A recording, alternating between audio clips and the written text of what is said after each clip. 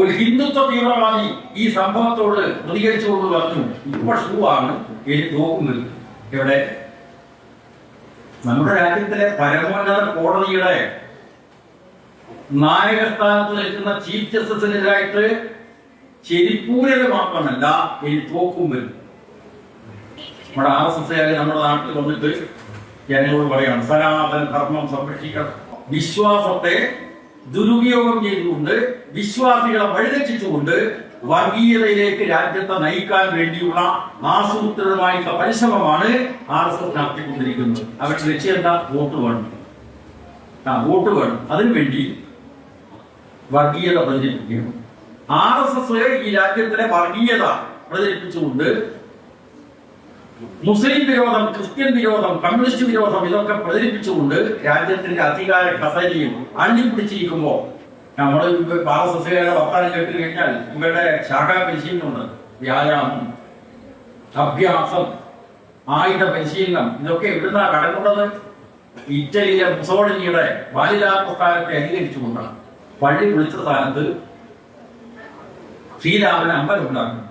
ഇത് ഹിന്ദുവിന്റെ താല്പര്യമാണ് എന്ന് പറഞ്ഞിട്ട് രാജ്യത്തിന്റെ പ്രധാനമന്ത്രി കസേരയിൽ ഇരിക്കുന്ന ഒരു മാന്യൻ അവിടുന്ന് എഴുന്നേറ്റ് നേരെ അയോധ്യയിൽ പോകും. എന്നിട്ട് ശ്രീരാമന് അമ്പലം ഉണ്ടാക്കുന്നു.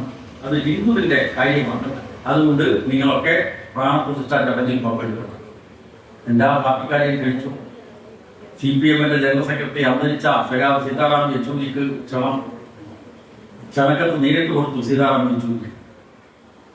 സഖാവ് സീതാറാം യെച്ചൂരി CPM-ന്റെ നേതാവെന്ന നിലക്ക് അദ്ദേഹം ഹരതി പുറത്ത് തന്നെ മറുപടി എഴുതി. അങ്ങനെയുണ്ടോ? ഹരതി പരിഗണിക്കേണ്ട ആവശ്യമില്ല, ഹരതിയെ കുറിച്ച് ചിന്തിക്കേണ്ട ആവശ്യമില്ല. ഹരതി പുറത്ത് തന്നെ മറുപടി എഴുതിയിട്ട് ക്ഷണിക്കാൻ വന്ന സംഘത്തോട് സീതാറാം യെച്ചൂരി പറഞ്ഞു, ഞങ്ങളുടെ പാർട്ടി കമ്മ്യൂണിസ്റ്റ് പാർട്ടി എല്ലാ മതവിശ്വാസങ്ങളെയും മാനിക്കുന്ന പാർട്ടിയാണ്. അതുകൊണ്ട് ക്ഷേത്രം ഉണ്ടാക്കുന്നുണ്ടെങ്കിൽ എവിടെയെങ്കിലും ഉണ്ടാകട്ടെ. പക്ഷെ ഇത് ഒരു രാഷ്ട്രീയ പരിപാടിയാണ്. ശ്രീകൃഷ്ണ ജയന്തി ഒരു രാഷ്ട്രീയ പരിപാടിയായിട്ട് 1977 മുതൽ മാത്രം നടത്തുന്നത് പോലെ ഇപ്പോ പ്രധാനമന്ത്രി മോദി ഒരു ക്ഷേത്രത്തിന്റെ പ്രാണപ്രതിഷ്ഠാ ചടങ്ങാണ്, അതിലേക്ക് ക്ഷണിക്കുകയാണ്. സഖാവ് യെച്ചൂരി പറഞ്ഞു, ഞങ്ങളെല്ലാ മതവിശ്വാസത്തെയും മാനിക്കുന്ന പാർട്ടിയാണ്, പക്ഷേ ഇത് രാഷ്ട്രീയ പരിപാടിയാണ്. എന്തുകൊണ്ട്? ഒന്ന്, പള്ളി പൊളിച്ച സ്ഥാനത്താണ് അമ്പലം ഉണ്ടാക്കുന്നത്. രണ്ടാമതായിട്ട് വളരെ പ്രധാനപ്പെട്ട കാര്യം, നമ്മുടെ നാട്ടിൽ എത്ര അമ്പലം, എത്ര കാവുണ്ട്, എത്ര മടപ്പരയുണ്ട്, അവിടെ ആരാണ് കർമ്മങ്ങൾ നടത്തുന്നത്? ഒന്നുകിൽ പുരോഹിതന്മാർ, നമ്പൂതിരിമാർ, അതല്ലെങ്കിൽ വിവിധ സമുദായങ്ങളിൽപ്പെട്ട കർമ്മികൾ, ആചാര്യന്മാർ, കോമരന്മാർ, മടയന്മാർ, ഇവരൊക്കെയാണ് നടത്തുന്നത്. അപ്പോ ആചാരങ്ങൾ അനുഷ്ഠിക്കേണ്ട കർമ്മികളെ അല്ലെങ്കിൽ പുരോഹിതന്മാരെ തിരശീലയ്ക്ക് പിന്നിലെത്തിയിട്ട് രാജ്യത്തിന്റെ പ്രധാനമന്ത്രിയുടെ ക്ഷേത്രത്തിനെ ശരിയിടുക വിശ്വാസത്തിന്റെ ഭാഗമാണോ? അല്ല, രാഷ്ട്രീയ പ്രവർത്തനമാണ്. നിങ്ങൾ നോക്കൂ, 10 കൊല്ലം ഈ രാജ്യം ഭരിച്ചു BJP. ഇപ്പോ വീണ്ടും അധികാരത്തിൽ വന്നിരിക്കുകയാണ്. ഈ RSSന്റെ പൂർവ്വകാല ചരിത്രം എന്താണ്? RSSകാർ ഇപ്പൊ പുറപ്പെടുത്തിയിരിക്കുകയാണ്, ഞങ്ങള് 1925 RSS ഉണ്ടായത്, ഇപ്പോ 100 കൊല്ലം പിന്നിടുകയാണ്. അപ്പോ ശതാബ്ദി 100 കൊല്ലം പൂർത്തിയായ ഒരു സംഘടനയാണ് RSS. അപ്പോ RSSനെ കുറിച്ച് നാട്ടുകാരെ പഠിപ്പിക്കണം. പുറപ്പെട്ടിരിക്കുക ഇപ്പോ ഈ കഴിഞ്ഞ ഒക്ടോബർ 2-നാണ് വിജയദശമി ദിനം തൊട്ട് അടുത്ത കൊല്ലത്തെ വിജയദശമി ദിനം വരെ RSSനെ കുറിച്ചുള്ള ഒരു പ്രതീക നിർമ്മാണത്തിന് വേണ്ടിയുള്ള പ്രചാരണ യുദ്ധം ആരംഭിച്ചിരിക്കുകയാണ്. പ്രചാരണ യുദ്ധം അതിന്റെ ഭാഗമായിട്ട് അവർ പറയുകയാണ് RSSന്റെ മഹത്തായ ചരിത്രം. തുടക്കം കുറിക്കുമ്പോൾ മോദി കഴിഞ്ഞ ആഗസ്റ്റ് 15 സ്വാതന്ത്ര്യദിനത്തിൽ ചെങ്കോട്ടയിൽ രാഷ്ട്രപതാക ഉയർത്തിക്കൊണ്ട് മോദി പ്രഖ്യാപിച്ചു, ലോകത്തിലെ ഏറ്റവും വലിയ സന്നദ്ധ സംഘടനയാണ് RSS. ലോകത്തിലെ ഏറ്റവും വലിയ സന്നദ്ധ സംഘടനയാണ്. സന്നദ്ധ സേവനം ചെയ്യുന്ന ഒരു പ്രസ്ഥാനമാണ് RSS. ഈ സന്നദ്ധ സേവനം ചെയ്യുന്നതിന് എന്തിനാണ് ബന്ധം? വഴി മാർച്ച് നടത്തുക. തുടക്കം മുതൽ വഴി മാർച്ച് ഇവിടെയാണ് ഈ RSS എന്ന് പറയുന്ന ശക്തിയെ ജനങ്ങൾക്ക് ശരിയായ അർത്ഥത്തിൽ ശരിയായ നിലക്ക് തുറന്നു കാണിക്കാനുള്ള ഉത്തരവാദിത്വം കമ്മ്യൂണിസ്റ്റുകാർ നിർവഹിക്കണം. നമ്മൾ എല്ലാ ഏകാധിപത്യ വാഴ്ചകൾക്കും എന്തിനാണ് കമ്മ്യൂണിസ്റ്റുകാർ നിലനിൽക്കുന്നത്? ലോകത്തെമ്പാടുമുള്ള കമ്മ്യൂണിസ്റ്റുകാർ മനുഷ്യർക്കിടയിൽ നീതി നടപ്പാക്കാൻ വേണ്ടിയിട്ടാണ്. ഇവിടെ അനീതിയുണ്ടോ, അനീതിക്കെതിരായി പൊരുതുന്നവരാണ് കമ്മ്യൂണിസ്റ്റുകാർ. അനീതിക്കെതിരായിട്ട് പൊരുതി രക്തസാക്ഷിത്വം വരിച്ച ആയിരക്കണക്കായ ആളുകളുടെ പ്രസ്ഥാനമാണ് കമ്മ്യൂണിസ്റ്റ് പ്രസ്ഥാനം. ഇന്നും ഇന്നലെയും നാളെയും അങ്ങനെയായി. അതാണ് കമ്മ്യൂണിസ്റ്റ് പ്രസ്ഥാനം. നിങ്ങൾ നോക്കൂ, ഇന്ന് ലോകത്തിന്റെ മുന്നിൽ ഏറ്റവും ഭീകരമായിട്ടുള്ള ഒരു വംശഹത്യയുടെ ചിത്രം തെളിഞ്ഞു നിൽക്കുകയാണ്. എവിടെയാണ്? പലസ്തീനിൽ അല്ലേ? കഴിഞ്ഞ കുറച്ച് ദിവസങ്ങൾക്ക് മുമ്പ് മാതൃഭൂമി പത്രത്തിൽ ഒരു ഡോക്ടർ എഴുതിയിട്ടുള്ള ലേഖനം നിങ്ങൾ ചിലരെങ്കിലും വായിച്ചിട്ടുണ്ട്. മലയാളിയാണ്. അവിടെ പരിഹാരം മെഡിക്കൽ കോളേജ് ഉണ്ടായിരുന്നു ആ ഡോക്ടർ സന്തോഷ് കുമാർ. അദ്ദേഹം ഇപ്പോ ലോകാരോഗ്യ സംഘടനയുടെ മെഡിക്കൽ വിങ്ങിലെ ആ ഡോക്ടർ പലസ്തീനിൽ പോയി, ഗാസയിൽ പോയി. അവിടെ ഡോക്ടർ ലേഖനത്തിൽ പറയുന്നത് 2 കൊല്ലമായി അവിടെ നടത്തിക്കൊണ്ടിരിക്കുന്ന വംശഹത്യയെക്കുറിച്ച്. സാധാരണ യുദ്ധം നടത്തുമ്പോൾ പട്ടാളക്കാരെ അത് സ്വാഭാവികമായിട്ടും ഏറ്റുമുട്ടലുണ്ടാകും. പക്ഷേ ഇസ്രായേൽ പലസ്തീനിൽ നടത്തിയിട്ടുള്ള വംശഹത്യയുടെ ഫലമായി ഈ 2 കൊല്ലത്തിനിടയിൽ 65,000 ആളുകളാണ് സൈനികരല്ല, വലിയ കുഞ്ഞിങ്ങൾ, ചെറിയ കുഞ്ഞുങ്ങളൊക്കെ നിലവിളി തോന്നുകയാണ്. ആ കുഞ്ഞുങ്ങളുടെ കൈകളിൽ അവിടുത്തെ രക്ഷിതാക്കൾ പച്ച കുട്ടികൾ അവരുടെ ആ കുട്ടികളെ തിരിച്ചറിയുന്നു. കാരണം എപ്പോഴും ബോംബ് വർഷിക്കാം, എപ്പോഴും മിസൈൽ വർഷിക്കാം.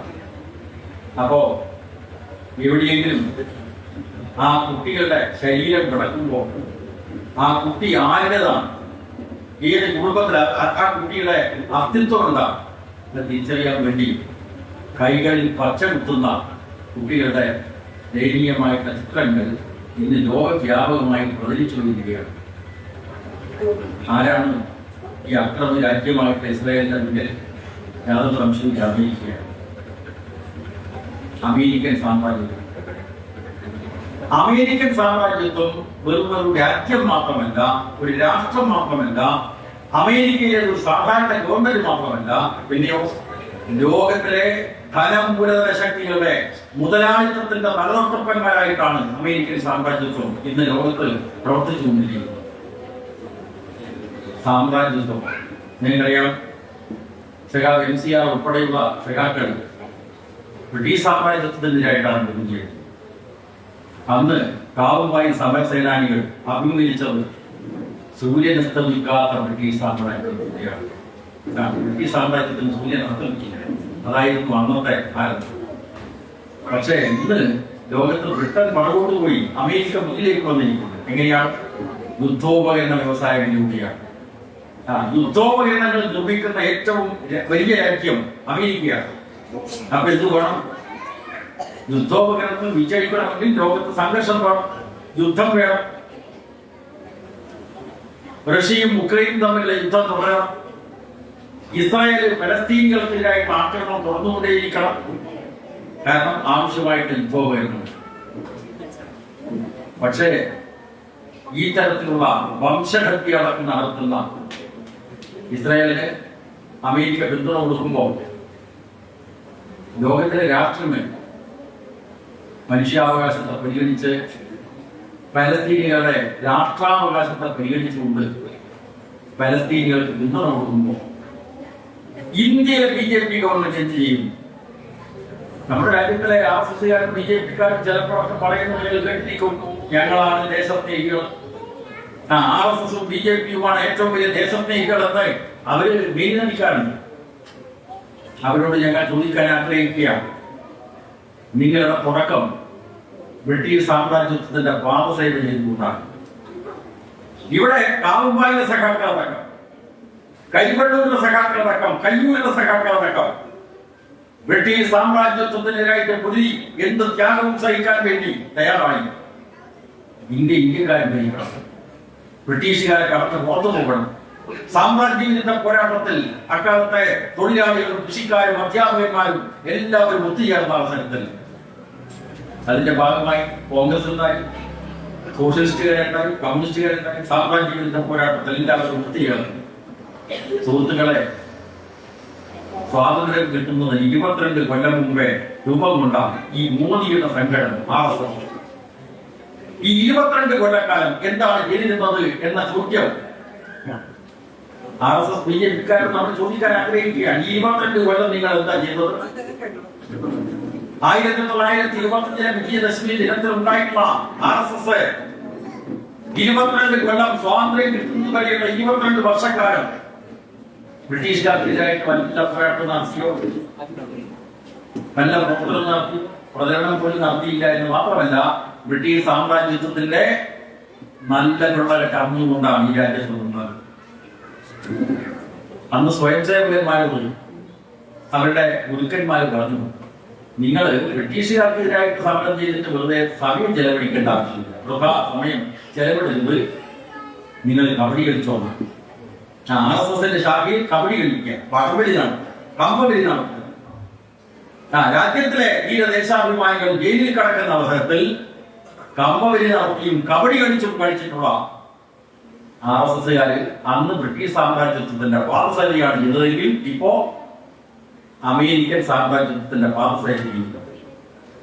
മോദി അമേരിക്കയിൽ അധികാരത്തിലിരിക്കുന്ന പ്രസിഡന്റ് ട്രംപിനെ വിളിക്കുന്നത് എന്റെ ബെസ്റ്റ് ഫ്രണ്ട് എന്നാണ്.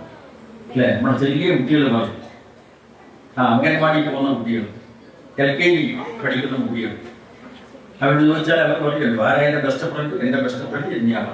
അതേപോലെ ഈ മനുഷ്യഹത്യ, വംശഹത്യ, സ്ത്രീകളെയും കുഞ്ഞുങ്ങളെയും കൊന്നെടുക്കുന്ന ഇസ്രായേലിന്റെ പിന്നിൽ നിൽക്കുന്ന അമേരിക്കൻ സാമ്രാജ്യത്വത്തെ നയിച്ചുകൊണ്ടിരിക്കുന്ന ഡൊണാൾഡ് ട്രംപിനെ ബെസ്റ്റ് ഫ്രണ്ട് എന്ന് വിളിക്കുന്നതിന് എന്താ അതിശയം?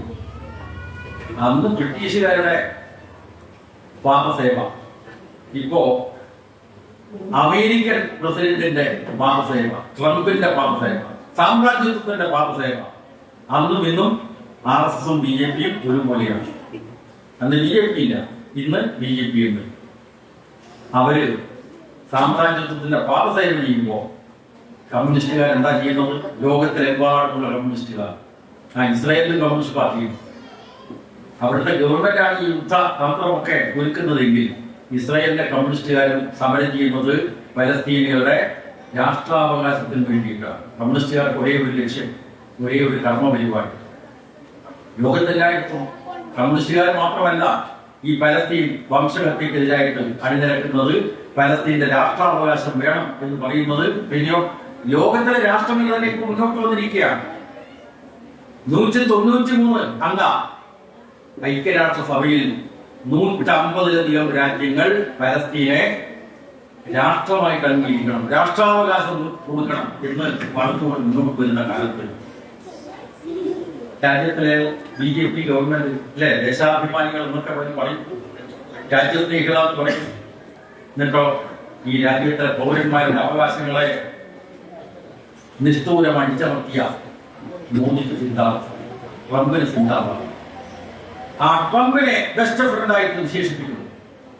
ട്രംപ് അധികാരത്തിൽ വന്നപ്പോ നമ്മുടെ രാജ്യത്തിലെ പൗരന്മാരോട് കാണിച്ച അതിക്രമങ്ങൾ എത്ര ഞങ്ങൾക്കറിയാൻ. ട്രംപ് വന്നപ്പോൾ പറഞ്ഞു ഈ അമേരിക്കയിൽ ഒട്ടേറെ അനധികൃത കുടിയേറ്റക്കാരുണ്ട്. തീർച്ചയായിട്ടും നമ്മുടെ രാജ്യത്തുള്ള എത്രയോ ആളുകൾ ജോലി ചെയ്യുന്നത് നമ്മുടെ സഹോദരിമാർ, നഴ്സുമാരായി അമേരിക്കയിൽ, കേരളയിലൊക്കെ ജോലി ചെയ്യുന്നുണ്ട്, വിദേശങ്ങളിൽ ജോലി ചെയ്യുന്നുണ്ട്. അത് അനധികൃത കുടിയേറ്റക്കാരെന്ന് പറഞ്ഞിട്ട് എങ്ങനെ അവരെ കയറ്റിയേറ്റും, കൈക്കും കാലിനും ചങ്ങലക്കിട്ട് വിമാനത്തിൽ കയറ്റി അയച്ചു. മൂത്രം ഒഴിക്കാൻ വേണ്ടി പോലും സൗകര്യം കൊടുക്കാതെ മനുഷ്യത്വരഹിതമായി ഇന്ത്യയിലേക്ക് തിരിച്ചയച്ചപ്പോ ബെസ്റ്റ് ഫ്രണ്ടായി കണക്കാക്കുന്ന മോദി ട്രംപിനെതിരായി പ്രത്യേകം തുടങ്ങി. അതിനുശേഷം നടപടികൾ വന്നല്ലോ.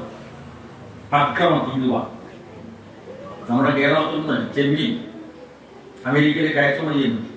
മത്സ്യങ്ങളുണ്ട്, കയറുൽപ്പന്നങ്ങളുണ്ട്, അതുപോലെ സുഗന്ധദ്രവ്യങ്ങളുണ്ട്. ഇതൊക്കെ കേരളത്തിൽ നിന്ന് കയറ്റുമതി ചെയ്യുന്നു, മറ്റ് സംസ്ഥാനങ്ങളിൽ നിന്നും ആയിരക്കണക്കിന് കോടി ഡോളറിന്റെ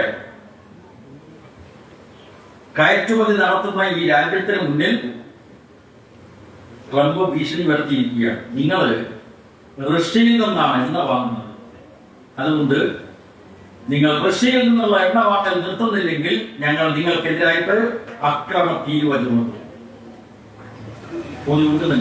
കിട്ടുന്നില്ല.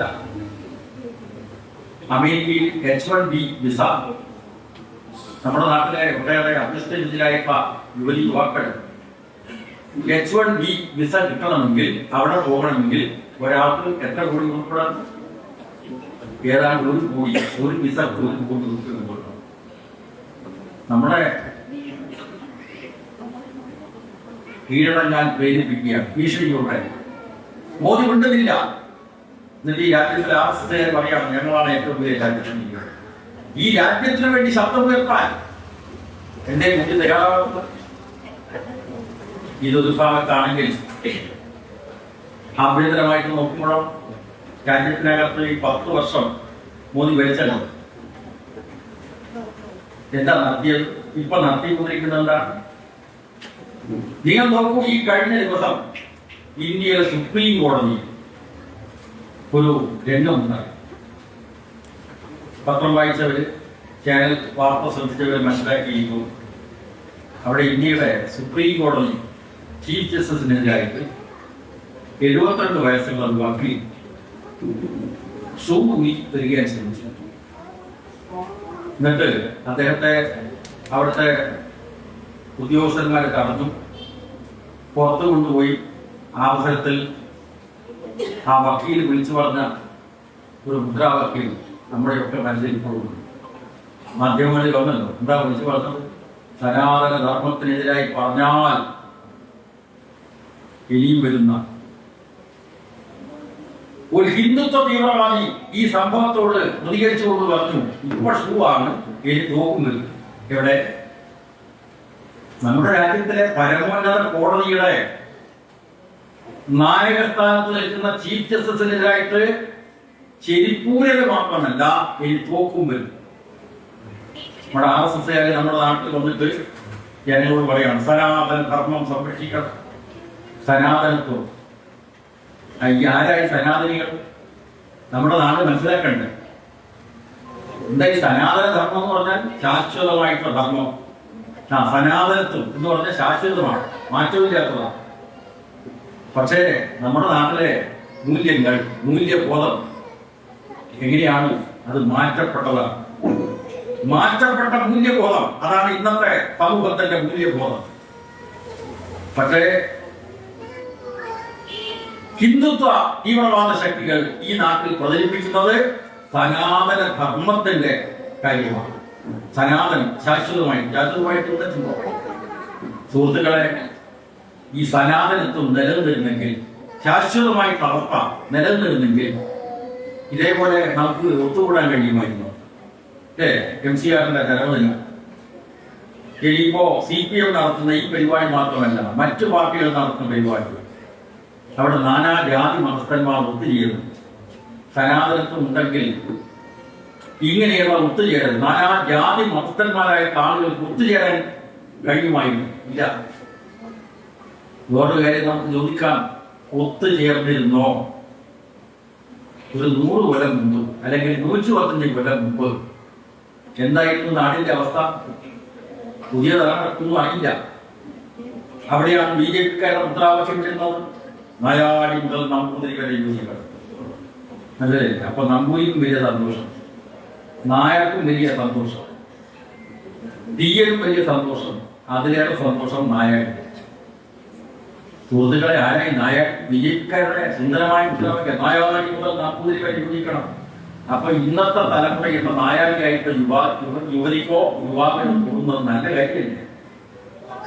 നായാകിയായിട്ട് ഞാൻ ഹിന്ദുവായിട്ട് ശക്തിപ്പെടുന്നു എന്ന തോന്നലുണ്ടാകും. സുഹൃത്തുക്കളെ, ആരായി നായകൻ? നമ്മുടെ രാഷ്ട്രപിതാവായിട്ടുള്ള മഹാത്മാഗാന്ധി കേരളത്തിൽ 5 തവണയാണ് സന്ദർശിച്ചത്. ആദ്യത്തെ തവണ അദ്ദേഹം കോഴിക്കോട് സന്ദർശിച്ചു. ആ കോഴിക്കോട് സന്ദർശിക്കുന്ന അവസരത്തിൽ കടപ്പുറത്ത് ചേർന്ന മീറ്റിംഗിൽ മൗലാന ഷൗക്കത്ത് അലിയോടൊപ്പം അദ്ദേഹം പ്രസംഗിച്ചു. ആ പ്രസംഗത്തിൽ അദ്ദേഹം പ്രധാനമായി ഊന്നിയത് ഹിന്ദു മുസ്ലിം യൂണിറ്റി, ഹിന്ദു മുസ്ലിം ഐക്യം. ഇതിനെ ബ്രിട്ടീഷുകാരെ പുറത്താക്കുന്നു. ആ ബ്രിട്ടീഷുകാർ പുറത്താക്കാനുള്ള സമരത്തിൽ എല്ലാവരും ഉന്നയിക്കണം. കാരണം ബ്രിട്ടീഷുകാർ ശ്രമിക്കുന്നത് ജനങ്ങളെ മതത്തിന്റെ അടിസ്ഥാനത്തിൽ ഭിന്നിപ്പിച്ച് ഭരിക്കാനാണ്. Divide and rule. ആ ഭിന്നിപ്പിച്ച് ഭരിക്കാനുള്ള സാമ്രാജ്യ തന്ത്രത്തിനെ തോൽപ്പിക്കുന്നതിന് വേണ്ടി മഹാത്മാഗാന്ധി പറഞ്ഞു ഹിന്ദു മുസ്ലിം ഐക്യം. പിന്നീട് അദ്ദേഹം കേരളത്തിൽ വന്ന ഓരോ സന്ദർഭങ്ങളിലും ഒന്ന് ഹരിജനോത്പാദനം, പട്ടികജാതിക്കാരുടെ ഉന്നമനം, ഖദർ പ്രചരണം, ഖാദി പ്രചരണം, പിന്നെയോ ഐത്തോച്ചാടനം. അവിടെ നമ്മുടെ നാട്ടിലെ RSSകാർ ഇപ്പൊ പറഞ്ഞു പറയാണ് ഞങ്ങളെ 100 കൊല്ലം കണ്ടോ നിങ്ങൾ? ആ 100 കൊല്ലത്തെ പരിചയപ്പെടുത്താൻ വേണ്ടി വരുന്ന RSSകാരോട് നമുക്ക് ചോദിക്കാനുള്ളത്, ഈ 100 കൊല്ലം മുമ്പേ ഇതേപോലെയുള്ള കൂട്ടായ്മകൾ നടന്നിരുന്നോ എന്ന ചോദ്യമാണ്. മഹത്തായ സംസ്കാരം സനാതനത്വം എന്ന് പറയുന്നുണ്ടല്ലോ. ഈ സനാതനത്വം അതേപോലെ നിലനിന്നെങ്കിൽ ഈ കൂട്ടായ്മ നടക്കുമോ? ഇല്ല. അന്നെന്തായിരുന്നു അവസ്ഥ? വ്യത്യസ്ത അറകളാക്കി മാറ്റി, വെള്ളം കടക്കാത്ത അറകളാക്കി മാറ്റി ഈ രാജ്യത്തിന്റെ സനാതന ധർമ്മത്തിന്റെ പേരിൽ നടപ്പാക്കിയത് വർണ്ണജാതി വ്യവസ്ഥയാണ്. വർണ്ണജാതി വ്യവസ്ഥ, ജാതി വ്യവസ്ഥ എങ്ങനെയാണ്? തൊട്ടുകൂടാത്തവര്, തീണ്ടിക്കൂടാത്തവര്, ദൃഷ്ടിയിൽപ്പെട്ടാൽ പോലും നോക്കുന്നു. അവസാനം പറഞ്ഞ മുപ്പത്തിലായി നായകൻ. അപ്പോൾ ദൃഷ്ടിയിൽപ്പെട്ടാലും ദോഷമുള്ളയാണ്. ദൃഷ്ടിയിൽപ്പെട്ടാൽ തന്നെ അശുദ്ധമാകും, അയിത്തമാകും. അയിത്തമാകണമെങ്കിൽ ആശ്രകളെ മുങ്ങി കുടിക്കണം. നമ്മുടെ വാക്യം സ്വദേശിയായിട്ടുള്ള വാഗ്ഭടാനന്ദൻ ഇതേക്കുറിച്ച് പറഞ്ഞത്, ഒരു ശുനകന്റെ മരം ചവിട്ടിയാൽ അനഘമാത്തരം കഴുകിയാൽ മതി, മനുഷ്യരാം അടുത്ത് പോയാൽ അനന്തം മുങ്ങണം കുളിക്കണം എന്നാണ്. ഒരു നായയുടെ മരം ചവിട്ടിപ്പോയ മലപ്പുഴ കാലിന്റെ ഭാഗം കഴുകിയാൽ ശുദ്ധമായി. പക്ഷേ ഈ തീണ്ടാപ്പാടകൾ പ്രഖ്യാപിച്ചിട്ടുണ്ട്. നമ്പൂതിരിയിൽ നിന്ന് ഇത്രയടി ദൂരെ നായർ, നമ്പൂതിരിയിൽ ഇത്രയടി ദൂരെ തീയൽ, ഇത്രയടി ദൂരെ മലയിലും പുഴയിലും അവർക്ക് തന്മാർ. ഇവിടെയും നിൽക്കാൻ പറ്റില്ല നായരെ. എന്ത് നായാടി ഇവിടെ നിൽക്കേണ്ടതാണ്? കാണാമറയത്തുനിന്ന് തൃപ്തിയിൽപ്പെട്ടാലും തുടർന്ന് വാക്ക്. അതുകൊണ്ട് മഹാത്മാഗാന്ധി ഒരു തവണ പാലക്കാട് എത്തിയപ്പോൾ അദ്ദേഹം ഒരു മനുഷ്യന്റെ ദൈനികമായിട്ട് ശബ്ദം കേട്ടു. കൂടെയുള്ള കോൺഗ്രസ് നേതാവ് രാജാജിയോട് ചോദിച്ചാൽ കേൾക്കുന്ന ശബ്ദമില്ല. അപ്പൊ രാജാജി പറഞ്ഞു, മഹാത്മജി അത് നായാടി ഭിക്ഷയായിരിക്കുന്ന ശബ്ദമാണ്. ഇതാണ് നമ്മുടെ നാട്. നായാടി എങ്ങനെ ഭിക്ഷയായിരിക്കുക? വേറെ ആളെ മുമ്പ് നിൽക്കാൻ പറ്റില്ല, കാരണം കാണാൻ പറ്റില്ല, കണ്ടാൽ ദോഷം. അപ്പൊ മഹാത്മജി പിന്നീട് പറയുന്നുണ്ട്, ഞാൻ ഒരു നായാടിയെ കണ്ട് സംസാരിക്കണമെന്ന് ആഗ്രഹിച്ചു. നായാടിയെ ദൂരത്ത് നിന്ന് ഞാൻ കണ്ടു. ഞാൻ കൈമാറി വിളിച്ചു, പക്ഷെ നായാടി വന്നില്ല. എന്താ കാരണം? മഹാത്മാഗാന്ധി വലിയ സമുദായത്തിൽപ്പെട്ടയാളാണ്. ഗുജറാത്തിലെ വലിയ സമുദായത്തിൽപ്പെട്ടയാളാണ് മഹാത്മാഗാന്ധി. അപ്പോൾ ഉയർന്ന ജാതി നായാടിയോ മരത്തിന്റെ മറയത്തോ വാഴക്കൂട്ടത്തിന്റെ മറയത്തോ കൈതക്കൂട്ടത്തിന്റെ മറയത്തോ നിന്നു മാത്രം മറ്റുള്ളവരോട് സമ്മതിക്കാൻ മാത്രം അവകാശമുള്ള ഒരു അടിമജാതിയിൽപ്പെട്ടയാളാണ്. അപ്പൊ ഞാനോട് പോകാൻ പറ്റില്ലെന്ന അടിമയുടെ മനോഭാവം. മഹാത്മാഗാന്ധി വാണി വിളിച്ചു, പോയില്ല. ഇതായിരുന്നു നമ്മുടെ നാട്. ആ നാട്ടിൽ എങ്ങനെയാണ് മാറ്റം ഉണ്ടായത്? ഇവിടെയാണ് നവോത്ഥാന പ്രസ്ഥാനത്തിന്റെയും കമ്മ്യൂണിസ്റ്റ് പ്രസ്ഥാനത്തിന്റെയും പ്രസക്തി പ്രാധാന്യം. നവോത്ഥാന പ്രസ്ഥാനം എന്താ? നവോത്ഥാനം എന്ന് പറഞ്ഞാൽ നവനവങ്ങളായ ആശയങ്ങളെ അടിസ്ഥാനപ്പെടുത്തി സമൂഹത്തിലെ തെറ്റായിട്ടുള്ള പ്രവണതകൾ, അനീതികൾ മാറ്റപ്പെട്ടു. അനീതികൾ മാറ്റപ്പെട്ടു. അതിന്റെ അടിസ്ഥാനത്തിലാണ് നായാടിയും മലയിലും പുഴയിലും തീയലും നായരും നമ്പൂതിരിയും എല്ലാം വലിയ നിലക്ക് പരിവർത്തനത്തിന് വിധേയമായി. എല്ലാ സമുദായത്തിലും പരിവർത്തനം വന്നിട്ടുണ്ട്. നായാടി കണ്ടുകൂടാത്തത്, ദൃഷ്ടിയിൽപ്പെട്ടാൽ ദോഷങ്ങളാണ്, അയിത്തം. ഇപ്പുറത്ത് അടിദൂരം തീർത്താപ്രമ അല്ല മാറ്റിയല്ലോ. 1924 101 കൊല്ലമായി. 101 കൊല്ലങ്ങൾക്ക് മുമ്പ് വൈക്കം മഹാദേവ ക്ഷേത്രത്തിന്റെ പരിസരത്ത് പിന്നോക്ക ജാതിയിൽപ്പെട്ട ആളുകൾക്ക് വഴി നടക്കാനുള്ള സ്വാതന്ത്ര്യത്തിന് വേണ്ടിയുള്ള സമരമാണ് വൈക്കം ക്ഷേത്ര സമരം.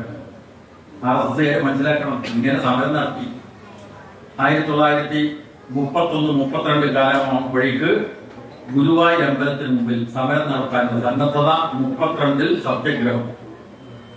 ഗുരുവായൂർ അമ്പലത്തിന് മുമ്പിൽ ഇപ്പോ നമ്മുടെ ആ വീട്ടിൽ ആർക്കെങ്കിലും ചെറിയ കുഞ്ഞുങ്ങളുണ്ടായാൽ ആ കുഞ്ഞുങ്ങൾക്ക് ചോറും എവിടെയാ പോവുക? ഒന്ന് പറശ്ശിനി മുത്തപ്പനടുത്ത് പോകും, അല്ലെങ്കിൽ ഗുരുവായൂർ അമ്പലത്തിൽ. ഗുരുവായൂർ അമ്പലത്തിൽ അങ്ങോട്ട് പ്രവേശനം ഉണ്ടായിരുന്നില്ല. ഏത് കാലം വരെ? 30 മുമ്പ്. അതിന് ശേഷമാണ് ക്ഷേത്ര പ്രവേശനം ലഭ്യമായതിനു ശേഷം. അതിനു മുമ്പ് ഇല്ല. അവിടെ നായർമാർക്ക് പോലും അങ്ങോട്ട് പ്രവേശനമില്ല. കേരളത്തിന്റെ ജാതി ചരിത്രം പരിശോധിക്കുമ്പോ ഗുരുവായൂർ അമ്പലം നട തുറക്കുന്ന അവസരത്തിൽ 3 നേരം നായർമാർ ഉണ്ടെങ്കിൽ കടന്ന് പുറത്തു പോകണം എന്നുള്ള ആജ്ഞ കേട്ടവരാണ് നായർ സമുദായത്തിൽപ്പെട്ടത്. നായർമാർ കടക്കാൻ പ്രവേശനമില്ല. പിന്നെ മറ്റു ജാതികളുടെ കാര്യം പറയേണ്ട ആവശ്യമില്ല. ഗുരുവായൂർ ഇപ്പൊ നമ്മുടെ RSSകാർ കുട്ടികളെയൊക്കെ ശ്രീകൃഷ്ണ വേഷം കിട്ടിച്ച് ഘോഷയാത്ര ശ്രീകൃഷ്ണ ജയന്തി ഘോഷയാണ്. RSSകാരെ പ്രചരിപ്പിക്കുകയാണ്. ഇത് ഹിന്ദു വിശ്വാസം പ്രകാരം പറയുന്നു. ആണോ? നിങ്ങൾ നോക്കൂ, നമ്മുടെ ചരിത്രത്തിൽ നേരെ കൊഞ്ഞനെ കുത്തിക്കൊണ്ട് ഈ തരത്തിലുള്ള തെറ്റായ വാദഗതികൾ ഉന്നയിക്കുകയാണ്. ഗുരുവായൂർ അമ്പലത്തിലെ പ്രതിഷ്ഠ ശ്രീകൃഷ്ണൻ്റെതാണ്. അവിടെ ശ്രീകൃഷ്ണ ജയന്തി ദിവസം, അഷ്ടമിരൂപടി ദിവസം ആളുകൾ പൂജ നടത്തുന്നു. എത്രയോ കാലമായിട്ട് നടത്തുകയാണ്. ശ്രീകൃഷ്ണ വിശ്വാസം എത്ര വർഷം ഈ സമൂഹത്തിൽ നിലനിന്നിട്ടുണ്ടോ അത്രയും വർഷം അഷ്ടമിരൂപടി ദിവസം പ്രത്യേക പൂജ നടത്താറുണ്ട് അമ്പലത്തിൽ. ആരും അതിനെ എതിർക്കാറില്ല. പക്ഷേ ക്ഷേത്രത്തിനകത്തിരിക്കുന്ന പ്രതിഷ്ഠയെ അകലെ നിന്ന് പോലും ആരാധിക്കാനുള്ള സ്വാതന്ത്ര്യം ഇല്ല ഹിന്ദുശാസ്ത്ര പ്രകാരം. ഹിന്ദുശാസ്ത്രം എന്ന് വാദിച്ചത് ക്ഷേത്ര പ്രവേശനത്തിന് വേണ്ടി സമരം നടന്നു, അയിത്തോച്ചാടനത്തിന് വേണ്ടി പ്രക്ഷോഭം നടന്നു, മാറ്റങ്ങളുണ്ടായി. ആ മാറ്റങ്ങളെ അടിസ്ഥാനപ്പെടുത്തി ഇപ്പോ ശ്രീകൃഷ്ണ വേഷം ധരിച്ചുകൊണ്ട് കുട്ടികളെ രംഗത്താക്കുന്നത് എപ്പോ മുതൽ തുടങ്ങിയതാണ്? ശ്രീകൃഷ്ണ വിശ്വാസം ഉണ്ടായത് മുതൽ ഈ ഘോഷയാത്രയുണ്ടോ? ശ്രീകൃഷ്ണ ജയന്തി ഘോഷയാത്രയുണ്ടോ? ഇല്ല. എപ്പാ തുടങ്ങിയത്? 77 മുതൽ. മനസ്സിലായില്ലേ? 50 കൊല്ലായില്ല. RSS കേരളത്തിൽ സ്വാധീനം ഉറപ്പിക്കാൻ വേണ്ടി നടത്തുന്ന ശ്രമങ്ങളുടെ ഭാഗമായിട്ടാണ് ഈ ശ്രീകൃഷ്ണ ജയന്തി ഘോഷയാത്രകൾ തെരുവോരങ്ങൾ കണ്ടു തുടങ്ങിയത്. അതിനു മുമ്പേ ശ്രീകൃഷ്ണ പ്രതിഷ്ഠ ചെയ്യുന്ന ക്ഷേത്രങ്ങളിൽ അഷ്ടമിരൂപടി ദിവസം പ്രത്യേകമായിട്ട് പൂജ ഉണ്ടാകും. എത്രയോ കാലമായിട്ട് നടന്നു വരുന്നതാണ്. പക്ഷേ ആ ക്ഷേത്രത്തിലെ വിഗ്രഹത്തെ പുറത്തെത്തിക്കുക, തെരുവുകളിലെത്തിക്കുക, അത് തിരിച്ചും രാഷ്ട്രീയ പ്രവർത്തനമാണ്. ആ രാഷ്ട്രീയ പ്രവർത്തനത്തിന്റെ വേറൊരു ഭാഗമാണ് നരേന്ദ്രമോദി നിർവഹിച്ചത്. നോക്കണം നിങ്ങൾ. അയോധ്യയിലെ രാമക്ഷേത്രത്തിന്റെ പ്രാണപ്രതിഷ്ഠ നിങ്ങൾ നോക്കൂ. രാഷ്ട്രീയത്തിൽ വരുന്ന മാറ്റമാണ് നിങ്ങൾ മനസ്സിലാക്കേണ്ടത്. വിശ്വാസത്തിന്റെ ഭാഗമല്ല ഇത്. പള്ളി വിളിച്ച സ്ഥാനത്ത് ശ്രീരാമന് അമ്പലം ഉണ്ടാക്കും. ഇത് ഹിന്ദുവിന്റെ താല്പര്യമാണ് എന്ന് പറഞ്ഞിട്ട് രാജ്യത്തിന്റെ പ്രധാനമന്ത്രി കസേരയിൽ ഇരിക്കുന്ന ഒരു മാന്യൻ അവിടുന്ന് എഴുന്നേറ്റ് നേരെ അയോധ്യയിൽ പോകും. എന്നിട്ട് ശ്രീരാമന് അമ്പലം ഉണ്ടാക്കുന്നു. അത് ഹിന്ദുവിന്റെ കാര്യമാണ്. അതുകൊണ്ട് നിങ്ങളൊക്കെ പ്രാണപ്രതിഷ്ഠ ചടങ്ങിൽ പങ്കെടുക്കണം. എല്ലാ പാർട്ടിക്കാരെയും കഴിച്ചു. CPM-ന്റെ ജനറൽ സെക്രട്ടറി അന്തരിച്ച സഖാവ് സീതാറാം യെച്ചൂരിക്ക് ക്ഷണക്കത്ത് നേരിട്ട് കൊടുത്തു. സഖാവ് സീതാറാം യെച്ചൂരി CPM-ന്റെ നേതാവെന്ന നിലക്ക് അദ്ദേഹം ഹരതി പുറത്ത് തന്നെ മറുപടി എഴുതി. അങ്ങനെയുണ്ടോ? ഹരതി പരിഗണിക്കേണ്ട ആവശ്യമില്ല. ഹരതിയെ കുറിച്ച് ചിന്തിക്കേണ്ട ആവശ്യമില്ല. ഹരതി പുറത്ത് തന്നെ മറുപടി എഴുതിയിട്ട് ക്ഷണിക്കാൻ വന്ന സംഘത്തോട് സീതാറാം യെച്ചൂരി പറഞ്ഞു, ഞങ്ങളുടെ പാർട്ടി കമ്മ്യൂണിസ്റ്റ് പാർട്ടി എല്ലാ മതവിശ്വാസങ്ങളെയും മാനിക്കുന്ന പാർട്ടിയാണ്. അതുകൊണ്ട് ക്ഷേത്രം ഉണ്ടാക്കുന്നുണ്ടെങ്കിൽ എവിടെയെങ്കിലും ഉണ്ടാകട്ടെ. പക്ഷെ ഇത് ഒരു രാഷ്ട്രീയ പരിപാടിയാണ്. ശ്രീകൃഷ്ണ ജയന്തി ഒരു രാഷ്ട്രീയ പരിപാടിയായിട്ട് 1977 മുതൽ മാത്രം നടത്തുന്നത് പോലെ ഇപ്പോ പ്രധാനമന്ത്രി മോദി ഒരു ക്ഷേത്രത്തിന്റെ പ്രാണപ്രതിഷ്ഠാലങ്ങൾ അതിലേക്ക് ക്ഷണിക്കുക. സഖാവ് യെച്ചൂരി പറഞ്ഞു, ഞങ്ങളെല്ലാം മതവിശ്വാസത്തെയും മാനിക്കുന്ന പാർട്ടിയാണ്, പക്ഷേ ഇത് രാഷ്ട്രീയ പരിപാടിയാണ്. എന്തുകൊണ്ട്? ഒന്ന്, പള്ളി പൊളിച്ച സ്ഥാനത്താണ് അമ്പലം ഉണ്ടാക്കുന്നത്. രണ്ടാമതായിട്ട് വളരെ പ്രധാനപ്പെട്ട കാര്യം, നമ്മുടെ നാട്ടിൽ എത്ര അമ്പലമുണ്ട്, എത്ര കാവുണ്ട്, എത്ര മടപ്പരയുണ്ട്, അവിടെ ആരാണ് കർമ്മങ്ങൾ നടത്തുന്നത്? ഒന്നുകിൽ പുരോഹിതന്മാർ, നമ്പൂതിരിമാർ, അതല്ലെങ്കിൽ വിവിധ സമുദായങ്ങളിൽപ്പെട്ട കർമ്മികൾ, ആചാര്യന്മാർ, കോമരന്മാർ, മടയന്മാർ, ഇവരൊക്കെയാണ് നടത്തുന്നത്. അപ്പോ ആചാരങ്ങൾ അനുഷ്ഠിക്കേണ്ട കർമ്മികളെ അല്ലെങ്കിൽ പുരോഹിതന്മാരെ തിരശീലക്ക് പിന്നിലെത്തിയിട്ട് രാജ്യത്തിന്റെ പ്രധാനമന്ത്രിയുടെ ക്ഷേത്രത്തിനെ ശരിയിടുക വിശ്വാസത്തിന്റെ ഭാഗമാണോ? അല്ല, രാഷ്ട്രീയ പ്രവർത്തനമാണ്. നമ്മുടെ നാട്ടില് പല ക്ഷേത്രങ്ങൾക്കും പ്രതിഷ്ഠ നടത്താറുണ്ട്, പുനഃപ്രതിഷ്ഠ നടത്താറുണ്ട്. ഇവിടെ പഞ്ചായത്ത് പ്രസിഡന്റാക്കി അപ്പം നിർവഹിക്കാം അല്ലേ? ഇത് ഏത് പഞ്ചായത്ത്? ഏരിവേശി പഞ്ചായത്ത് പ്രസിഡന്റ് ഏതോ പരിപാടി പങ്കെടുത്തിട്ടുണ്ടോ? നമ്മുടെ തരാറുണ്ട്. ഏരിവേശി പഞ്ചായത്ത് പ്രസിഡന്റിനെ ഏരിവേശി പഞ്ചായത്തിൽ ഏതെങ്കിലും അമ്പലത്തിന്റെ പ്രതിഷ്ഠ നടത്താനോ പുനഃപ്രതിഷ്ഠ നടത്താനോ ക്ഷണിക്കാറുണ്ടോ? അങ്ങനെ ഒരു വഴക്കമില്ലല്ലോ, അങ്ങനെ ഒരു ആചാരമില്ലല്ലോ. അപ്പൊ ആചാര ലംഘനം നടത്തിക്കൊണ്ട് രാജ്യത്തിന്റെ പ്രധാനമന്ത്രി പോവാണ്, മന്ത്രി പോവാറുണ്ടോ, മുഖ്യമന്ത്രി പോവാറുണ്ടോ, പാർലമെന്റ് മെമ്പർ പോവാറുണ്ടോ, MLA പോവാറുണ്ടോ? ഇതാണ് CPM പറയുന്നത്, രാഷ്ട്രീയ പദ്ധതിയാണ്. അപ്പോ വിശ്വാസത്തെ ദുരുപയോഗം ചെയ്തുകൊണ്ട്, വിശ്വാസികളെ വഴിതെറ്റിച്ചുകൊണ്ട് വർഗീയതയിലേക്ക് രാജ്യത്തെ നയിക്കാൻ വേണ്ടിയുള്ള ആസൂത്രിതമായിട്ടുള്ള പരിശ്രമമാണ് RSS നടത്തിക്കൊണ്ടിരിക്കുന്നത്. അവരുടെ ലക്ഷ്യം എന്താ? വോട്ട് വേണം. വോട്ട് വേണം. അതിനുവേണ്ടി വർഗീയത പ്രചരിപ്പിക്കും. ഇത് എത്രത്തോളം എത്തി? നമ്മുടെ നാടിന്റെ ജനാധിപത്യത്തെ തകർക്കുന്നിടത്ത്. ജനാധിപത്യം എങ്ങനെയാ ജനാധിപത്യം വന്നത്? നമുക്ക് വോട്ടവകാശം ഇല്ല. ഇനിയിപ്പോ വലുതാണ് പഞ്ചായത്ത് തെരഞ്ഞെടുപ്പ്. ഓരോ വാർഡിലും നമുക്ക് വോട്ടർമാരായിട്ടുള്ള ആളുകൾക്ക് ഇടമുള്ള ജനപ്രതിനിധികളെ തെരഞ്ഞെടുക്കാൻ നമുക്ക് അവകാശമുണ്ട്. ജനാധിപത്യ അവകാശമാണ്. ആ ജനാധിപത്യ അവകാശം നമ്മൾ വിനിയോഗിക്കുന്നു. പഞ്ചായത്ത് മെമ്പർമാരെ തെരഞ്ഞെടുക്കുന്നു. പഞ്ചായത്ത് മെമ്പർമാർ ചേർത്തുകൊണ്ട് പഞ്ചായത്ത് പ്രസിഡന്റിനെ തെരഞ്ഞെടുക്കുന്നു. ഇത് തദ്ദേശഭരണ സ്ഥാപനങ്ങളിലൊക്കെ നടന്നു വരുന്ന കാര്യമാണ്. പഞ്ചായത്ത് ഭരണ സ്ഥാപനത്തിൽ മാത്രമല്ല, നമ്മുടെ നാട്ടിൽ ഒരു മഹിളാ സമാജം ഉണ്ടാകുന്നു. നമ്മുടെ നാട്ടിൽ കുടുംബശ്രീ സംവിധാനം ഉണ്ടാകുന്നു. നമ്മുടെ നാട്ടിൽ ക്ലബ്ബുകളും വായനശാലകളും ഉണ്ടാകുന്നു. എല്ലാം ജനാധിപത്യപരമായിട്ടാണ്. അതിന്റെ അടിസ്ഥാനം എന്താണ്? മെമ്പർഷിപ്പ്. മെമ്പർമാരെ ചേർത്തുകൊണ്ടാ അതിന്റെ നേതൃത്വപടിയിൽ തെരഞ്ഞെടുപ്പ് നടത്തുന്നത്. പക്ഷെ ഇവിടെ RSSന് അമ്മാതിരി ഭരണഘടനയില്ല. RSSന് അത്ര ഒരു മെമ്പർഷിപ്പ് രീതിയുമില്ല. അവര് നടത്തുന്നത് മതഭ്രാന്ത് പ്രചരിപ്പിക്കലാണ്, അധികാരത്തിന് വേണ്ടി വർഗീയത പ്രചരിപ്പിക്കലാണ്. ഇതാണ് RSS BJP ചെയ്തുകൊണ്ടിരിക്കുന്നത്. അവർ ജനാധിപത്യത്തെ മാനിക്കുന്നില്ല. ജനാധിപത്യത്തെ പറ്റി ഭരണഘടനാ ശില്പി പ്രധാനമായിട്ടുള്ള അംബേദ്കർ അന്നൊരു കാര്യം പറയുന്നുണ്ട്. ശരിയാണ്. ഇപ്പൊ RSS BJPക്കാർ ഇപ്പം ജനാധിപത്യപരമായിട്ടല്ലേ മോദി പ്രധാനമന്ത്രിയായത് അല്ലേ? ജനാധിപത്യപരമായിട്ടാണ് BJP അധികാരത്തിൽ വന്നത്. പക്ഷെ ജനാധിപത്യത്തെ കുറിച്ച് ഡോക്ടർ അംബേദ്കർ കൃത്യമായിട്ട് അന്ന് പറഞ്ഞു വെച്ചിട്ടുണ്ട്. ഇന്നത്തെ ഒരു പതനം, ഇന്നത്തെ ഒരു അവസ്ഥയിലേക്ക് രാജ്യം എത്തിച്ചേരും എന്ന് മുൻകൂട്ടി കണ്ടു എന്ന രീതിയിൽ തന്നെ നമുക്ക് അനുമാനിക്കാവുന്ന വിധം അന്ന് അംബേദ്കർ പറഞ്ഞിട്ടുണ്ട്. ഭൂരിപക്ഷ ഹിതം മാത്രം നോക്കിയാൽ പോരാ, പിന്നെയോ ഇന്ത്യയിലെ നാനാ വിഭാഗം ആളുകൾക്ക് പ്രാതിനിധ്യ ജനാധിപത്യം വേണം എന്നതാണ്. പ്രാതിനിധ്യ ജനാധിപത്യം അത് ഇന്ത്യയിൽ ഇപ്പോൾ ഇല്ല.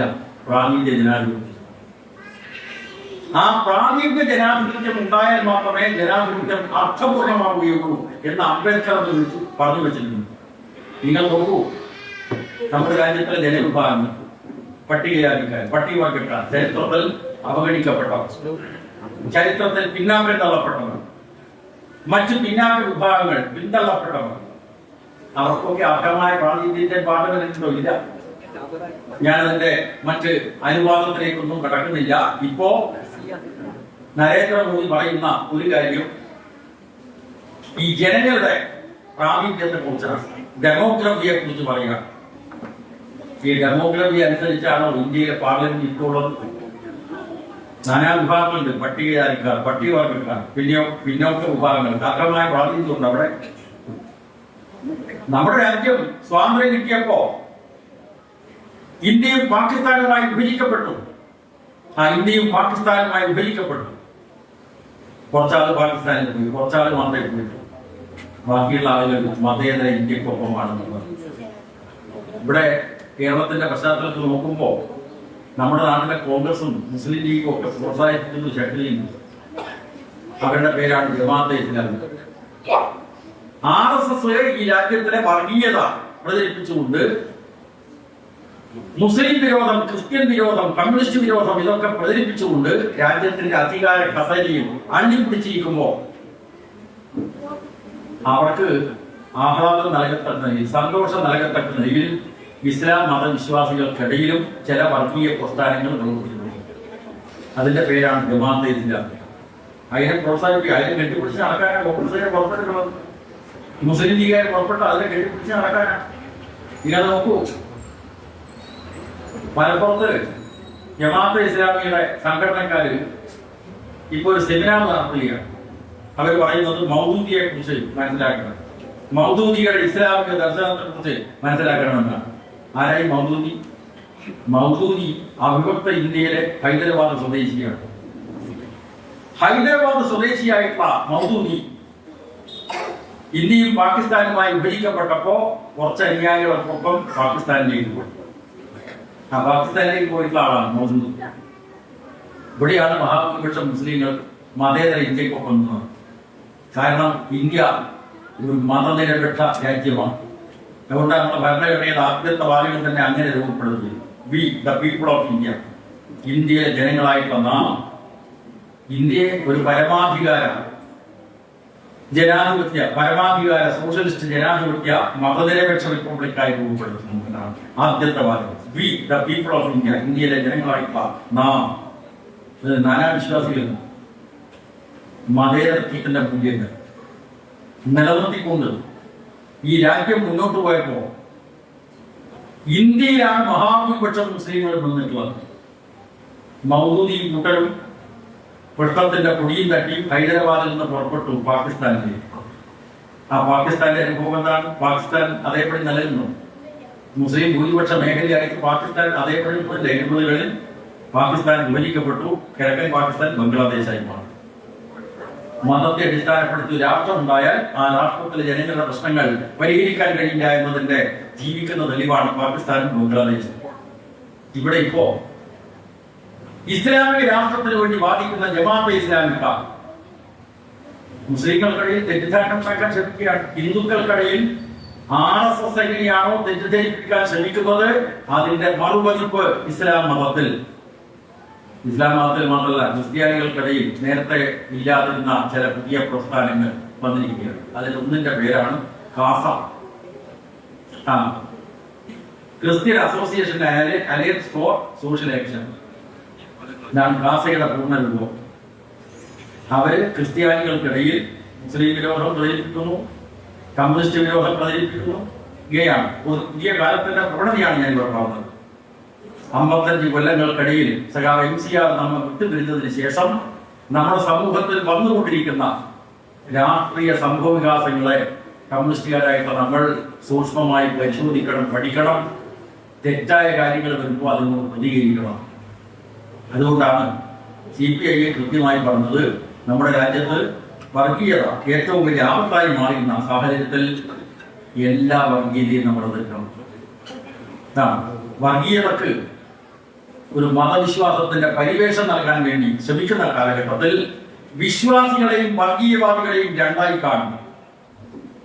വിശ്വാസികളെ നമ്മുടെ പക്ഷത്ത് നിർത്തണം, വർഗീയവാദികൾക്കെതിരായിട്ട് അവരടക്കം അണിനിരത്തണം. ഇതാണ് കമ്മ്യൂണിസ്റ്റ് പാർട്ടിയുടെ നിലപാട്.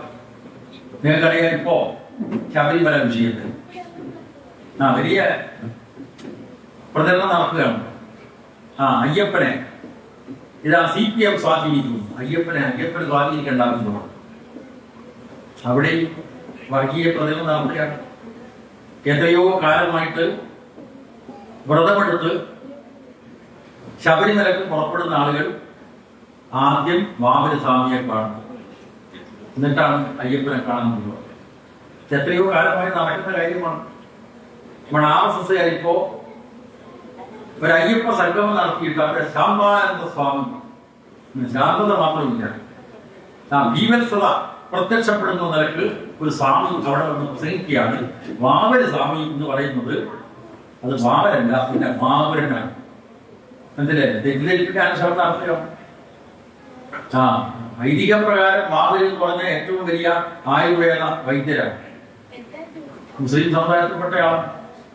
അയ്യപ്പനും മാവരും തമ്മിൽ നല്ല സുഹൃത്ത് ബന്ധമായിരുന്നു. ഇതാണ് ഐതിഹ്യം. അതിനെ മാറ്റി നോക്കുക. ഇത് മാത്രമാണോ സുഹൃത്തുക്കളെ? ഇപ്പൊ ഓണം കഴിഞ്ഞിട്ടല്ലേ അല്ലേ? ഓണത്തെ പറ്റിയുള്ള നമ്മുടെ സങ്കല്പന എന്താ? മാവേലി നാട് വാണകാലം അല്ലെ, മനുഷ്യരെല്ലാവരും ഒന്നും പോലെ. കള്ളവുമില്ല, ചതിയുമില്ല, എള്ളോളമില്ല, ഒളിവചനം. ഒരു കാലത്തെ കുറിച്ചുള്ള ഐതിഹ്യമാണ്. ഐതിഹ്യങ്ങളെല്ലാം ചരിത്രമായി കൊള്ളുന്നില്ല, പക്ഷേ ഐതിഹ്യത്തിലെല്ലാം ചരിത്രത്തിന്റെ അംശങ്ങളുണ്ട്. നമ്മുടെ തെയ്യങ്ങളിൽ ചരിത്രത്തിന്റെ അംശങ്ങളുള്ളത് പോലെ ഐതിഹ്യങ്ങളിൽ ഇതേപോലെ ചരിത്രത്തിന്റെ അംശങ്ങളുണ്ട്. അപ്പൊ ഏതൊരു കാലത്ത് പ്രജകളെയെല്ലാം തുല്യരായി പരിഗണിച്ചിട്ടുള്ള ഒരു ഭരണാധികാരി ഉണ്ടായിരുന്നു. ആ ഭരണാധികാരിയായിട്ടുള്ള മാവേലിയെ വാമനൻ പാതാളത്തിലേക്ക് ചവിട്ടിത്താക്കി എന്നാണ് പാടിപ്പറഞ്ഞ പാട്ടുകളിലൂടെ നമ്മൾ ഇപ്പോഴും ഓർത്തുകൊണ്ടിരിക്കുന്നത്. അവിടെ വരികയാണ് BJP, RSS. എന്താ പറയുന്നത് അറിയാം? മാവേലിയെ കുറിച്ചല്ല ഓർക്കേണ്ടത്, വാമനെ കുറിച്ചാണ് ഓണം ആഘോഷിക്കുന്നത്. ഇത് വാമന ജയന്തിയാണ്. മനസ്സിലായി? പുതിയ തരത്തിൽ വർഗീയത കൊണ്ടുവരാൻ വേണ്ടി ഐതിഹ്യങ്ങളെ പോലും മാറ്റിപ്പണിയുന്ന ഒരു പുതിയ കാലത്താണ് നമ്മൾ നിൽക്കുന്നത്. അപ്പൊ കമ്മ്യൂണിസ്റ്റുകാരുടെ ഉത്തരവാദിത്വം വളരെ വലുതാണ്. നമ്മുടെ ചരിത്രത്തെ ശരിയായ നിലയ്ക്ക് ജനങ്ങളെ പഠിപ്പിക്കുക. ചരിത്രത്തെ വക്രീകരിക്കാൻ വേണ്ടിയുള്ള പരിശ്രമമാണ് ഇപ്പോൾ നടത്തിക്കൊണ്ടിരിക്കുന്നത്. അതിന്റെ ഭാഗമായാണ് ഞാൻ ഇടയ്ക്ക് പറഞ്ഞിട്ടുള്ള സനാതന ധർമ്മത്തിന്റെ വക്താക്കൾ വന്നിട്ടുള്ളത്. സനാതന ധർമ്മം, സനാതന ധർമ്മം ചീപ്പായിട്ട് ഇപ്പൊ വരികയാണ്, ഷൂവായിട്ട്. 1948 ജനുവരി മാസം 30 ഡൽഹിയിലെ ബിർള മന്ദിറിൽ സനാതന ധർമ്മം പ്രത്യക്ഷപ്പെട്ടത് തോക്കായിട്ടാണ്. അത് ഇന്ത്യൻ നിർമ്മിത തോക്കായിരുന്നില്ല, ഇറ്റാലിയൻ നിർമ്മിത തോക്കാണ്. ഇറ്റലി ഫാസിസം ലോകത്ത് ഇന്നതാണ് എന്ന് തെളിയിച്ചിട്ടുള്ള മുസോളിനിയുടെ ഇറ്റലിയിലെ അനുഭവങ്ങൾ ഇന്ത്യയിലേക്ക് പകർത്തിക്കൊണ്ട RSSന്റെ ശാഖ തുടങ്ങിയത്. നമ്മൾ RSSകാരുടെ വർത്താനം കേട്ട് കഴിഞ്ഞാൽ ഇവരുടെ ശാഖാ പരിശീലനമുണ്ട്. വ്യായാമം, അഭ്യാസം, ആയുധ പരിശീലനം, ഇതൊക്കെ എവിടുന്നാ കടന്നുള്ളത്? ഇറ്റലിയിലെ മുസോളിനിയുടെ ബാലിലാ പ്രസ്ഥാനത്തെ അനുകരിച്ചുകൊണ്ടാണ് അവര് നമ്മുടെ മുമ്പിൽ നിന്നത്. സനാതന ധർമ്മം. കൗതുകരമായിട്ടുള്ള കാര്യം, മഹാത്മാഗാന്ധി നമ്മുടെ കണ്ണൂർ ജില്ലയിൽ വന്നിട്ടുണ്ട്. ഇന്നത്തെ കണ്ണൂർ ജില്ലയിൽ പയ്യന്നൂർ 1934 വന്നത് ഹരിജൻ സ്കൂൾ സന്ദർശിക്കാനാണ്. ശ്രീനാരായണഗുരുവിന്റെ ശിഷ്യനായിട്ടുള്ള ആനന്ദ തീർത്ഥൻ നടത്തുന്ന ഹരിജൻ സ്കൂൾ, പട്ടികജാതിക്കാർക്ക് വിദ്യാഭ്യാസം നൽകുന്ന സ്കൂൾ സന്ദർശിക്കാൻ പയ്യന്നൂർ സന്ദർശിച്ച മഹാത്മാഗാന്ധി പലയിടത്തും പര്യടനം നടത്തി പൂനെയിലെത്തിയപ്പോ മഹാത്മാഗാന്ധിക്ക് നേരിയ ആദ്യത്തെ വധശ്രമം ആരാ നടത്തിയത്? ഗോപാൽ നടത്തിയത് സനാതനികൾ. ഇപ്പോഴത്തെ ഈ സനാതന ധർമ്മത്തിന്റെ വക്താക്കൾ അന്നേയുണ്ട്. കേരളത്തിൽ മഹാത്മാഗാന്ധി പര്യടനം നടത്തുന്ന ഓരോ ഘട്ടത്തിലും കരിങ്കൊടി പ്രകടനം, പയ്യന്നൂരിലും കരിങ്കൊടി പ്രകടനം ഉണ്ടായി. മനസ്സിലാക്കണം. കാരണം ഈ ജാതി ഐക്യം ഇല്ലാതാക്കണം എന്ന് പറയുന്നത് ഹിന്ദു ശാസ്ത്രപ്രകാരം ശരിയല്ല എന്ന് പറഞ്ഞിട്ട് സനാതനികളുടെ കരിങ്കൊടി പ്രകടനം പയ്യന്നൂരുണ്ടായി, പാലക്കാടുണ്ടായി. പാലക്കാട് ജനക്കൂട്ടം നല്ലോണം കൈകാര്യം ചെയ്യും ഈ സനാതനികളെ. മനസ്സിലായില്ലേ? അങ്ങനെ ഒരു പാരമ്പര്യമുണ്ട്. ആ പാരമ്പര്യത്തിലെ തിന്മയുടെ ശക്തികൾ, ആ പാരമ്പര്യത്തിലെ പുനരുജ്ജീവനത്തിന്റെ ശക്തികൾ ഇന്ന് വർഗീയ ശക്തികളായിട്ട് നമ്മുടെ സമൂഹത്തിൽ വരുന്നു. അതിനെ നമ്മൾ ശക്തമായിട്ട് തുറന്നു കാണിക്കണം, എതിർക്കണം, ഒറ്റപ്പെടുത്തണം. ഇതാണ് ഇന്ന് നമുക്ക് ചെയ്യാനുള്ള ഉത്തരവാദിത്വം. നിങ്ങൾ നോക്കൂ, ഈ സനാതന ധർമ്മവാദികളും അതേപോലെ BJP, അതേപോലെ കോൺഗ്രസ്, അതേപോലെ മുസ്ലിം ലീഗ് ഒക്കെ എടുക്കുന്നത് ആരെയാ? കേരളത്തിലെ ഇടതുപക്ഷ ജനാധിപത്യ മുന്നണി ഗവൺമെന്റിനെയാണ്. ആ ഗവൺമെന്റ് നാനാ വിശ്വാസികളെ ഒത്തുചേർക്കാൻ ശ്രമിക്കുന്നു. അതിന്റെ ഭാഗമായിട്ട് അയ്യപ്പ സംഗമം നടത്തി. അപ്പൊ പറഞ്ഞു ഞങ്ങളതിൽ പങ്കെടുക്കില്ല. കോൺഗ്രസ്, BJP പറഞ്ഞു ഞങ്ങൾ വേറെ സംഗമം നടത്തും. ദേവസ്വം ബോർഡ് കൃത്യമായി പ്രഖ്യാപിച്ചു. തിരുവിതാംകൂർ ദേവസ്വം ബോർഡ് പറഞ്ഞു ഞങ്ങള് ആഗോള അയ്യപ്പ സംഗമം നടത്താൻ ഇതിനു വേണ്ടിയിട്ടാണ്. ആഗോള അയ്യപ്പ സംഗമം നടത്തുന്നത് ഇന്നിപ്പോ പണ്ടത്തെ പോലെയല്ല. ശബരിമലയിലേക്ക് പതിനായിരക്കണക്കിന് ഭക്തന്മാർ ഓരോ വർഷവും അധികരിച്ച് വരികയാണ്. മറ്റ് സംസ്ഥാനങ്ങളിൽ മാത്രമല്ല, മറ്റ് രാജ്യങ്ങളിൽ നിന്നും അയ്യപ്പനെ കാണാൻ ആൾ വരുന്നത്. മനസ്സിലായില്ലേ? ഹരിവരാസനം പാടി അവിടെ പ്രാർത്ഥന നടത്താൻ വേണ്ടി മറ്റ് രാജ്യങ്ങളിൽ നിന്ന് ഭക്തന്മാർ വരുന്നുണ്ട്. അതുകൊണ്ട് അവിടെ കൂടുതൽ സൗകര്യം ഉണ്ടാക്കണം, പശ്ചാത്തല സൗകര്യം വികസനം വേണം. ദേവസ്വം കൂടെ പണം കൊടുത്തു, സർക്കാർ കിഫ്ബി വഴി പണം കൊടുത്തു, റോഡ് ഉണ്ടാക്കണം, മറ്റ് കെട്ടിട സൗകര്യങ്ങൾ ഉണ്ടാക്കണം. ഇതിന് ഭക്തന്മാരുടെ പങ്കാളിത്തം കൂടി വേണം. ഇതിനു വേണ്ടിയിട്ട് ആഗോള അയ്യപ്പ സംഗമം നടത്തുന്നത്. അപ്പോ ശാന്താനന്ദ സ്വാമി പ്രത്യക്ഷപ്പെടുന്നു, BJP-ക്കാർ പ്രത്യക്ഷപ്പെടുന്നു, കോൺഗ്രസ് പ്രത്യക്ഷപ്പെടുന്നു. ഞങ്ങൾ അതുമായിട്ട് സഹകരിക്കില്ല. അപ്പോ നാനാവിശ്വാസികളെ ഉൾക്കൊള്ളുന്ന മതനിരപേക്ഷതയുടെ സമീപനം സ്വീകരിച്ചുകൊണ്ടാണ് കേരളത്തിലെ LDF സർക്കാർ മുന്നോട്ട് പോകുന്നത്. കേരളത്തിലെ ഗവൺമെന്റ് മറ്റ് നേട്ടങ്ങളെ പറ്റിയൊന്നും ഞാൻ പറയുന്നില്ല. പക്ഷേ ഒരു കാര്യം നമുക്ക് ഈ ഘട്ടത്തിൽ അഭിമാനപൂർവ്വം പറയാൻ കഴിയും. 57 EMF അധികാരത്തിൽ വന്നപ്പോൾ 2 കൊല്ലം മാത്രമാണ് ഭരിക്കാൻ ഈ കോൺഗ്രസ് വിട്ടത്. 5 കൊല്ലത്തേക്ക് ജനങ്ങൾ വോട്ട് ചെയ്തതാണ്. 2 കൊല്ലം ഭരിക്കുമ്പോഴേക്കും തിരിച്ചുവിട്ടില്ലേ ഈ കോൺഗ്രസ്? 67 EMF വന്നു, അന്ന് 2 കൊല്ലം കൂടെയുള്ള പാർട്ടികളെ ചാപ്പിലാക്കി. 80 നായനാർ അധികാരത്തിൽ വന്നു, അന്നും കൂടെയുള്ള പാർട്ടികളെ ചാപ്പിലാക്കി അതിനെ തകർത്തു 2 കൊല്ലം. ഇപ്പോ പിണറായി വിജയന്റെ നേതൃത്വത്തിലുള്ള ഗവൺമെന്റ് 5 വർഷം ഭരിച്ചു. കോവിഡ് മഹാമാരിയെ നേരിട്ടു. വെള്ളപ്പൊക്കം വന്നപ്പോൾ എങ്ങനെ അതിജീവിക്കാൻ ജനങ്ങൾക്ക് നേതൃത്വം കൊടുത്തു. 2021 വീണ്ടും തെരഞ്ഞെടുപ്പ് നടത്തിയപ്പോൾ ഇടതുപക്ഷം ജയിക്കട്ടെ, തുടർ ഭരണത്തിന് ജയിച്ചു. ചരിത്രപരമായിട്ടുള്ള വിധി. കേരളത്തിന്റെ ചരിത്രത്തിൽ ആദ്യമായിട്ട് CPM നേതൃത്വം കൊടുക്കുന്ന ഗവൺമെന്റിന് തുടർ ഭരണത്തിന്റെ വിധി ഉണ്ടായി. ഇപ്പൊ ഭരിച്ചുകൊണ്ടിരിക്കുകയാണ് 9 വർഷം.